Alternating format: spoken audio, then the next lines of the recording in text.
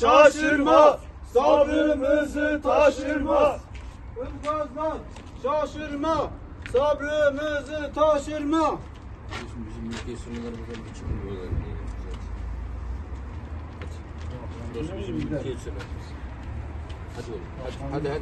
Cumhuriyetimizle amca. Ülke önce oraya bir çık da sen. Benim kapının önünde oraya bir çık. Kapıya gelmeniz lazım. Kapıya gelmeniz lazım. Şuradan bir çıkın. Abi çıkmıyor.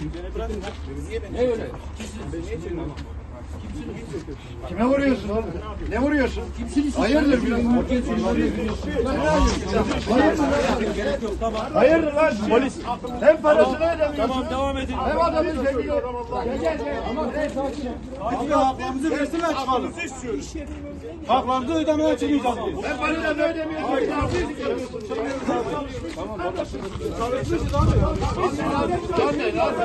Ne ödemiyorsun? Dışarıda ödemeye gelmeden çıkacağız. Hiç yere gidiyoruz. Biz zorluk çıkarmaya gelmemişiz. Biz haklarımızı istiyoruz. Hakkımızı almaya gelmişiz. Biz hırsızlık yapmamışız. Abi ben Ilgaz'da çalışmışım. Kurban olayım. Ben Ilgaz'da çalışmışım. Ben bunu bir zorluk çıkarmaya gelmemişim. Ben insan gibi amca ben hakkımı almaya gelmişim. Ben çalışmışım. Ben sana çalışmışım. Ben senin işini yapmışım. Senin şantiyede çalışmışım. Anlatamıyorum ki kardeşim. Ya amca Almışsınız elinizde resmi paranız yatmış. ama resmi amca resmi. Benden ne alakası var? Kim olarak? Basın ben. Olay çıkartma bak. Olay çıkartma. Çek. O zaman söyleyeceksin bana vurmayacaklar.